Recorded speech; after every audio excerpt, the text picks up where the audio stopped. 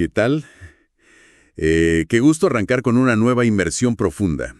La misión que tenemos hoy sobre la mesa es una de esas que realmente obligan a replantearse cosas que damos por sentadas.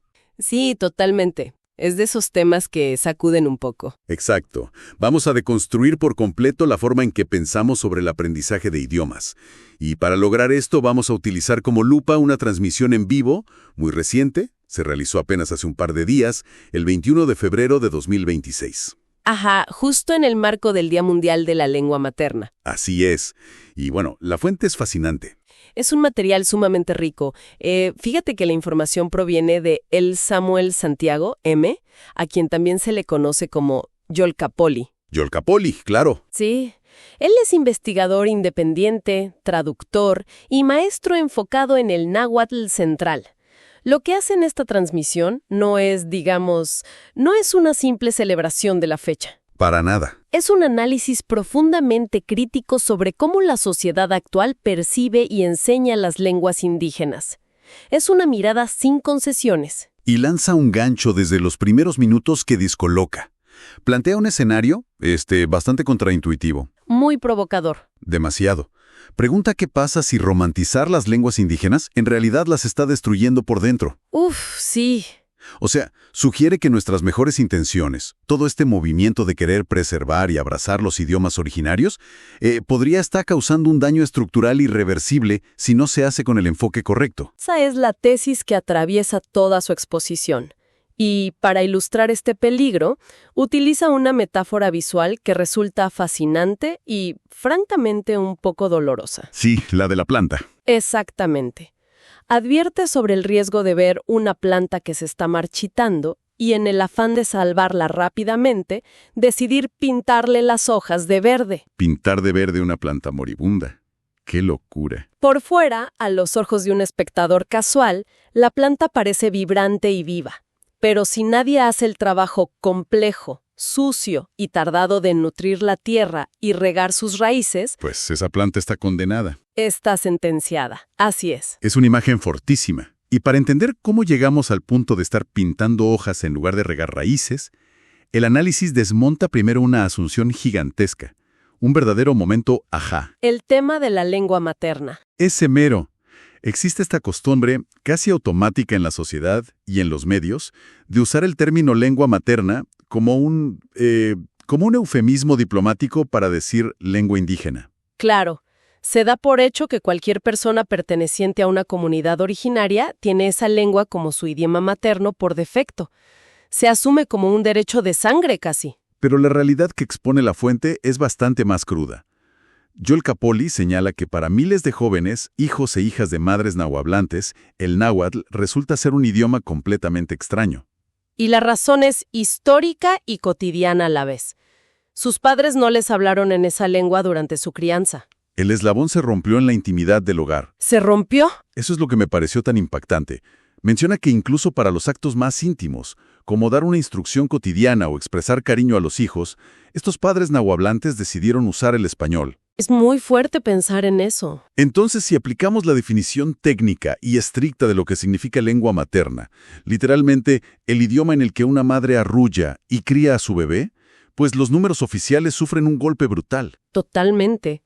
Los datos analíticos que presenta el autor sobre este punto son reveladores para entender la magnitud del fenómeno. A ver, cuéntanos de los números, porque son alarmantes. Mira, actualmente se suelen contabilizar alrededor de 3 millones de hablantes. Ajá. Pero él explica que si los censos fueran absolutamente rigurosos con la definición de lengua materna y solo contaran a quienes realmente la recibieron en la primera infancia, de voz de sus madres, la cifra caería drásticamente. ¿A cuánto? A 1,5 millones o probablemente menos. ¡Wow! Estamos hablando de que la mitad de la estadística se desvanece si somos precisos con el lenguaje. Es una caída libre. Es un número que asusta. Me imagino que para alguien que vive esta desconexión, debe ser un proceso de identidad muy complejo. Pero bueno, el autor no se queda en el pesimismo estadístico, afortunadamente. No, para nada. De hecho, introduce una solución conceptual que viene directamente del pensamiento náhuatl y que cambia toda la perspectiva. Habla de la palabra tlatoli. ¿Tlatoli? Sí, es un giro brillante. Tlatoli se traduce profundamente como lo que sale desde dentro. ¡Qué poético! Y el autor aclara que el término que se usa habitualmente hoy para traducir lengua materna, que es Nantlatoli, es en realidad un neologismo. O sea, una palabra inventada hace poco. Exacto, es una invención reciente diseñada para encajar en los conceptos occidentales. No refleja la visión original del náhuatl. Y a partir de esta aclaración, hace una invitación emocional enorme. Dice que aunque el náhuatl, el zapoteco, el mixteco o cualquier otra lengua no sea técnicamente el idioma materno de alguien por esa falta de transmisión en la infancia. Pues no todo está perdido. Exacto, no todo está perdido. Para quienes tienen esa herencia cultural, el idioma aún puede convertirse en la lengua del corazón. La lengua del corazón. Es un concepto que devuelve la agencia a la persona. Ya no se trata de lo que no te dieron al nacer, sino de lo que decides cultivar desde tu interior. Me encanta esa palabra cultivar. Y el uso de la palabra cultivar no es casualidad aquí. Esto conecta de manera directa con la filosofía pedagógica del autor, a la que denomina Shimoyolmachti. Detengámonos en esa palabra. Un segundo. Shin Moyolmachti. Porque encierra la clave de cómo él enseña. Entiendo que es el nombre de su curso, pero también es toda su metodología. Así es. La raíz central es yol, que proviene de yolotl. Y aquí hay una distinción cultural que a mí personalmente me voló la cabeza. Sé por dónde vas. Desde nuestra óptica hispanohablante, o desde una visión occidental más romántica, la traducción inmediata de yolotl es corazón. Y lo asociamos a los sentimientos, al amor, a la pasión. Pero el maestro Yolcapoli explica que esa es una lectura muy limitante. En el pensamiento de muchas comunidades nahuas, yolotl no es solo el órgano que bombea sangre o el centro de las emociones. ¿Entonces qué es? Significa fundamentalmente semilla o receptáculo de vida. Es un núcleo que contiene el potencial de crecimiento. Esa diferencia lo cambia todo. Aprender un idioma bajo esta filosofía no es memorizar listas de vocabulario en una pizarra. Es literalmente el acto de hacer brotar una semilla. Es botánica lingüística. Tienes que plantar el yolotl, de cómo sale una raíz pequeña, luego las primeras hojas, esperar a que el tallo se fortalezca y eventualmente, si hay paciencia, dará frutos. Es un proceso orgánico que requiere tiempo y entendimiento del terreno.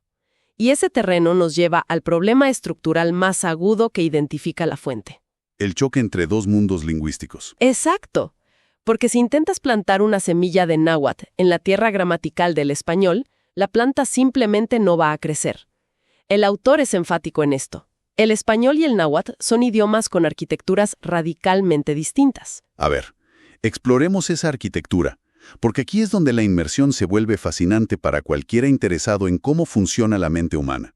Según el material, el español es un idioma que le da una preponderancia casi absoluta a los sustantivos. Nombramos cosas. Las etiquetamos. El mundo occidental se basa en etiquetar objetos. Así es.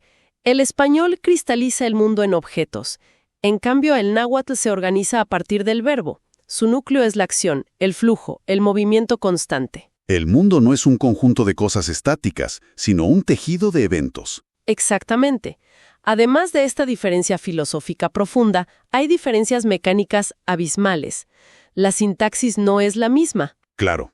La manera de expresar posesión difiere por completo.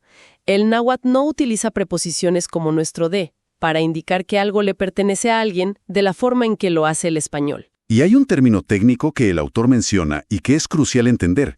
Señala que el náhuatl es una lengua aglutinante. Ese es un concepto clave. Para quienes escuchan y no están inmersos en la lingüística formal, ¿qué implica exactamente que una lengua sea aglutinante en contraste con el español? Es una gran pregunta porque es el corazón de mucha confusión. Imaginemos que el español funciona como un collar de cuentas separadas. Para armar una idea, tomamos palabras individuales y las ponemos una al lado de la otra. Yo, le, doy, la, flor. Cada palabra tiene su propio espacio en el hilo. Cada una es independiente. Una lengua aglutinante, en cambio, funciona más como piezas de Lego. Me gusta esa imagen. Tomas una raíz principal, que usualmente es un verbo, y le vas pegando o aglutinando prefijos y sufijos. Al final construyes una sola palabra muy larga, un bloque complejo, que contiene en sí misma al sujeto, al objeto, la acción y el tiempo. O sea que una sola palabra en náhuatl puede ser el equivalente a toda una oración en español. Sin duda. Y si entendemos que el mecanismo base es tan diferente, piezas de Lego versus un collar de cuentas separadas, entonces queda clarísimo por qué ocurre lo que la fuente llama el peligro del calco. El calco metodológico. Según la exposición, este es un problema destructivo y muy silencioso. Silencioso porque parece inofensivo. Sucede cuando alguien toma el molde mental, la estructura de collar de cuentas del español, y simplemente sustituye las cuentas por palabras en náhuatl.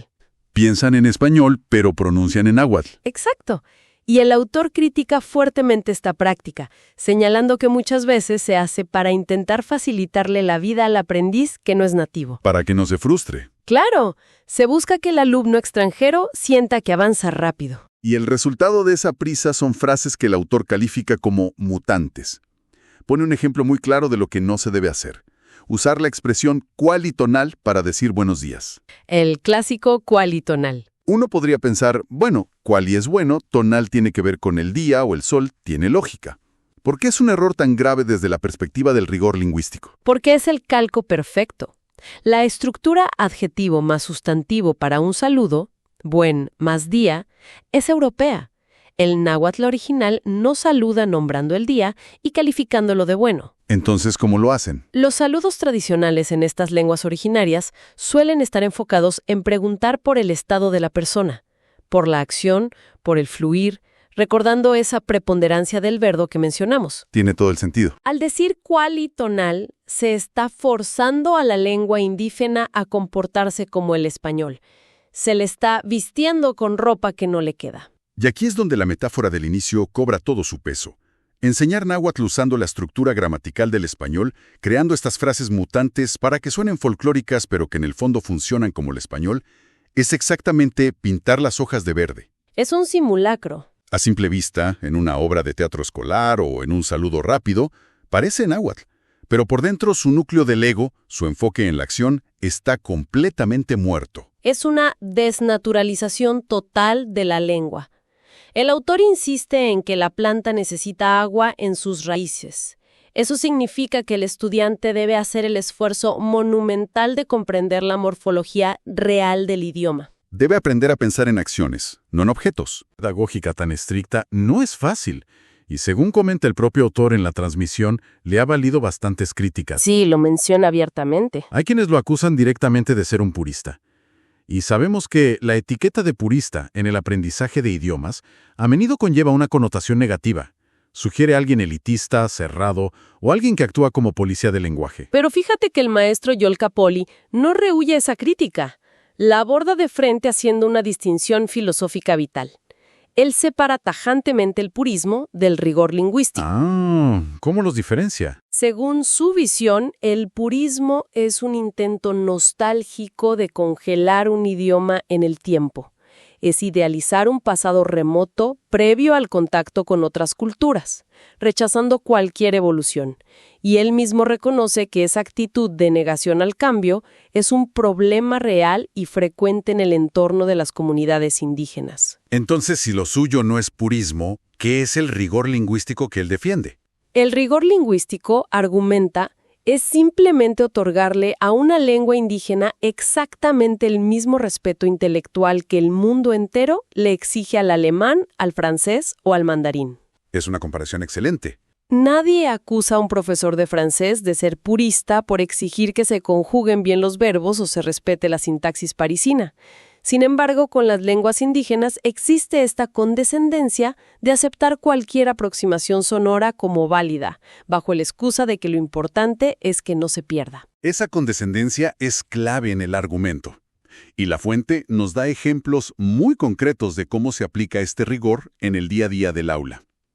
El primero tiene que ver con la geografía y las variantes. El autor es tajante. No se pueden mezclar. Es que no tiene sentido metodológico mezclarlas. Explica que en México se identifican claramente 4 lenguas náhuatl distintas, no dialectos, sino sistemas con normas propias. La variante de Guerrero, la de las Huastecas, la de Puebla y la central. Él se especializa y enseña exclusivamente el náhuatl central.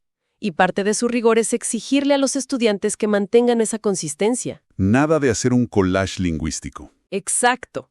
Si estás aprendiendo la normativa gramatical del centro, no puedes insertar terminaciones de la huasteca solo porque te suenan mejor o porque las leíste en un poema. Cada sistema tiene su propia integridad y mezclar las reglas de diferentes regiones crea un híbrido sin fundamento histórico o estructural.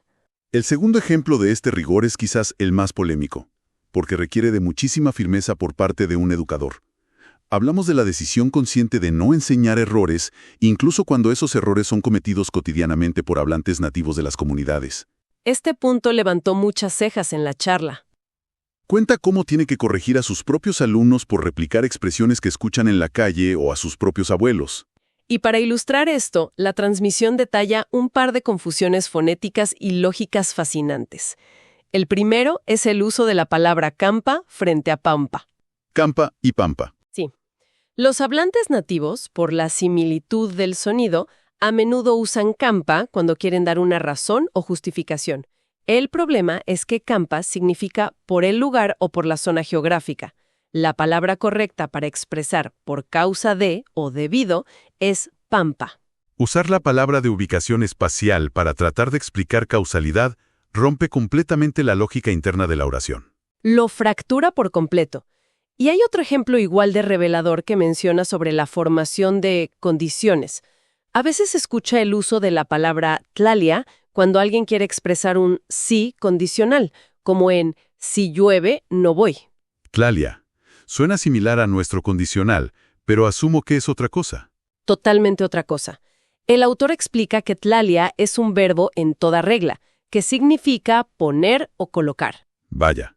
La partícula correcta para establecer una condición es simplemente tla. Pla, sin el ia. Exacto. Pero ¿por qué un hablante nativo comete este error?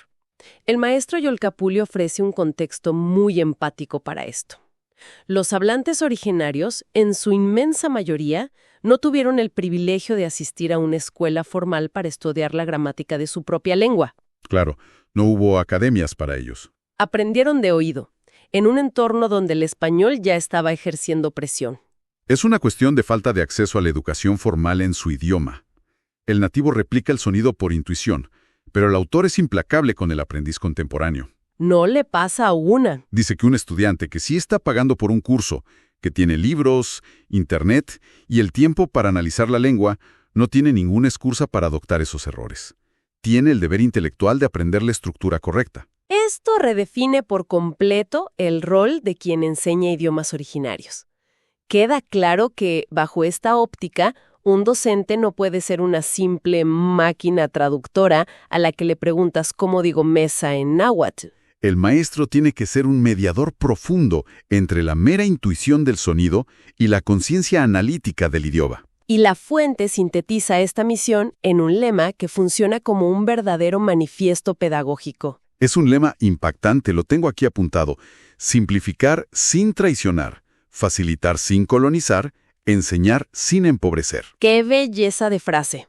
Es una declaración de intenciones formidable. Te voy a hacer el camino accesible, sí, pero no voy a mutilar el idioma para que encaje en tu cerebro hispanohablante. Facilitar el aprendizaje no puede tener como costo que el idioma pierda su coherencia, su potencia expresiva original, que en muchos sentidos es mucho más rica y compleja que la del propio español. Es aceptar el desafío de entrar a un universo cognitivo distinto.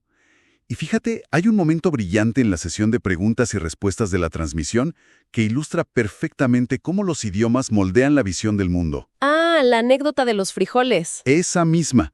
Alguien del público le pregunta al autor en qué momento exacto de su vida se dio cuenta de que el náhuatl representaba un universo de pensamiento totalmente ajeno al español. Y la respuesta es una historia increíble.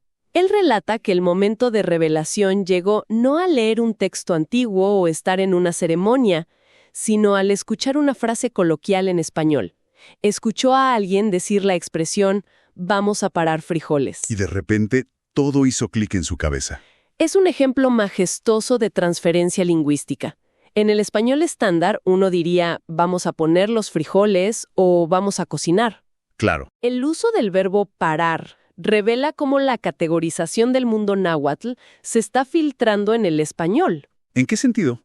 En muchas lenguas indígenas, las acciones y los objetos se clasifican por su posición geométrica y espacial en el mundo.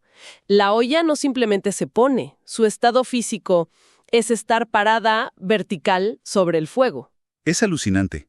Al escuchar parar frijoles, el autor vio la arquitectura invisible del náhuatl, dictando la lógica detrás de palabras en español. Y pensar en esa arquitectura nos obliga a mirar hacia el futuro, que es hacia donde gira la conversación en la última parte de la transmisión. El tema de la tecnología es inevitable hoy en día. Totalmente inevitable.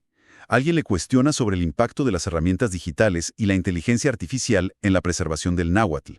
Y la lectura inicial de la fuente es de mucha cautela, tirando a pesimista, diría yo. Y hay una razón técnica muy válida para esa cautela. Los modelos de lenguaje actuales se alimentan de los datos que ya existen en Internet. Exactamente. Y como hemos visto, mucho del náhuatl que circula en la red está plagado de calcos, traducciones literales e hispanización. La IA, al no tener la capacidad de discernir la filosofía del yolotl de la semilla, simplemente replica y amplifica exponencialmente estos errores estructurales.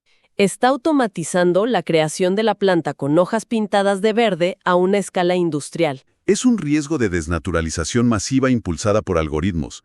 Sin embargo, y esto es lo que da un giro total a la atmósfera de la charla, el autor lanza una proyección hacia el futuro que resulta completamente inesperada. Sí, te deja pensando. Cuando se le pide visualizar el panorama dentro de 50 años, él vaticina que habrá más hablantes de lenguas indígenas que de lenguas extranjeras. Es una predicción sumamente audaz. Cambia el tono de todo el análisis. Implica que, si se hace el trabajo de raíz, si se supera el calco estructural y se aprovecha el interés actual por la identidad y la interconexión de manera profunda, se puede lograr un renacimiento genuino. Pero es una esperanza condicionada al rigor. Y eso lleva a la fuente a enviar un mensaje muy directo a un grupo específico: los extranjeros o personas no nativas que se acercan a aprender. La advertencia es clarísima y necesaria. Quienes no pertenecen a la cultura originaria deben tener la sensibilidad de marcar esa distancia. No intentar mimetizarse. Exacto. El objetivo de aprender la lengua no debe ser buscar mezclarse superficialmente o usar elementos culturales como si fueran un disfraz exótico para ganar credibilidad. El verdadero apoyo a la revitalización de una lengua no viene de la apropiación folclórica, viene de la humildad académica. Humildad académica. ¿Qué concepto tan poderoso? Viene de mostrar un respeto intelectual tan profundo por la identidad y la arquitectura de ese idioma, que uno se niega a forzarlo dentro de moldes lingüísticos occidentales por mera conveniencia personal. Es reconocer que uno es el invitado en ese universo mental. Y creo que esta idea de ser un invitado es el punto ideal para empezar a amarrar todos los hilos de esta inversión. Estoy de acuerdo. Lo que este profundo análisis del maestro Joel Capulli nos deja sobre la mesa es que adquirir un conocimiento nuevo, ya sea un idioma milenario, una ciencia compleja o una nueva habilidad, nunca debería ser el acto mecánico de traducir nuestro mundo seguro a un código nuevo. No es ponerle una etiqueta nueva a la misma caja. Exacto. Aprender de verdad exige la valentía de entrar a un terreno desconocido y permitir que su estructura te transforme la mente. La filosofía de Shimoyolmakti, el concepto de cultivar pacientemente desde la semilla sin atajos superficiales, es un principio rector que trasciende la lingüística. Es una forma de relacionarse con la adquisición del saber. Definitivamente. Y para poner el punto final a este análisis, me gustaría plantear una reflexión que se desprende directamente del peligro del calco gramatical que discutimos hoy. Es una idea para que la audiencia la procese y la lleve consigo. Adelante, cerremos con esa idea. Sí, como expone la fuente, someter una lengua indígena a las reglas gramaticales del español opera como un etnocidio lingüístico silencioso que marchita el núcleo del idioma, pues cabe preguntarnos qué dimensiones enteras de la experiencia humana estamos perdiendo. Es una gran pregunta. ¿Qué conceptos únicos sobre el paso del tiempo? ¿Qué maneras de entender la conexión con la naturaleza? ¿O qué formas específicas de concebir el amor y la comunidad podrían estar desapareciendo del planeta en este preciso momento sin que nos demos cuenta? Todo por la conveniencia de querer aprender rápido, utilizando nuestra propia estructura mental. Es un cuestionamiento muy profundo sobre el precio de la comodidad intelectual. Reducir el mundo para entenderlo más rápido significa perder gran parte de ese mundo. Ha sido un recorrido extraordinario a través de las reflexiones de esta transmisión. Verdaderamente lo ha sido. Nos despedimos de todas las personas que nos acompañaron en el análisis de hoy. Ojalá esta conversación sirva como una semilla para seguir buscando el aprendizaje que verdaderamente nace desde la raíz. Hasta la próxima inversión profunda. Ha sido un análisis sumamente enriquecedor. Hasta pronto. Y sigamos cuestionando con curiosidad cómo decodificamos el mundo que nos rodea.